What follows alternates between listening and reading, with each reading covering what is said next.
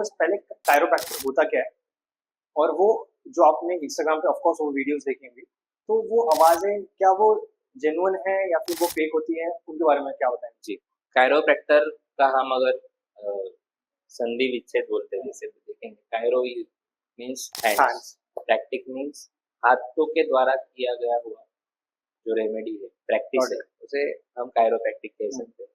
तो अभी हाथों से हम क्या करते हैं, तो सिर्फ हड्डियों से आवाज निकालना ये कायरोप्रैक्टिक नहीं है। ओके, आज वो वीडियो की वजह से मिसगाइड हो रहे लोग। So it's a part of osteopathy.